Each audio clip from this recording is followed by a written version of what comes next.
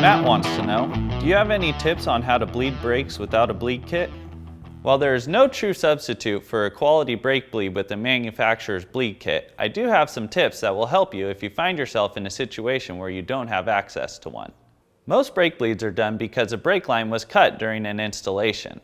Cutting a brake line introduces air into what is usually a good factory bleed, but if you're careful when reinstalling the brake line into the lever, you can usually get nearly all the air out. After cutting the hose and installing your hose barbs and olive, lay your bike on its side with the brake lever you are working on closest to the ground. Place a drop or two of your brake's hydraulic fluid into the open end of the hose and into the open end of the lever. Bring the hose and lever together in such a way that you avoid having any of the hydraulic fluid spill out before the surface tension of the fluid in both components has a chance to adhere to each other.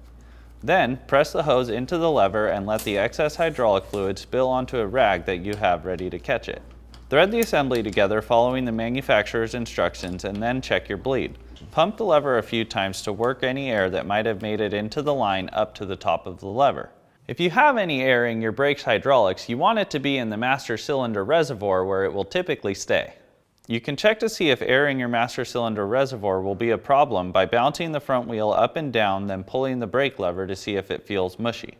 Bouncing the levers up and down will froth the fluid if there is any air in it and will usually work any air into the piston assembly or the brake line where it will affect your brake's performance.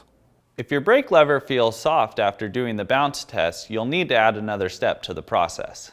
Pump the lever until all the air works its way up to the top of the master cylinder reservoir.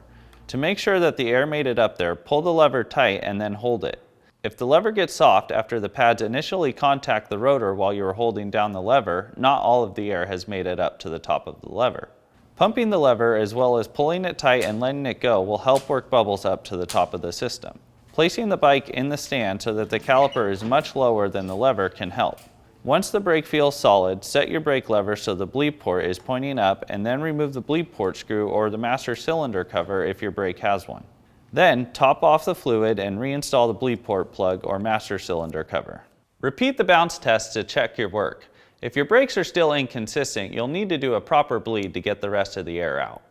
You may have noticed that this method is a bit of a hassle, but as I said before, there's no true substitute for a proper bleed. So save yourself the hassle and do it right the first time with the manufacturer's bleed kit. If you want your question asked on Ask a Mechanic, presented by Art Cyclery, send your inquiry to webletters@competitorgroup.com.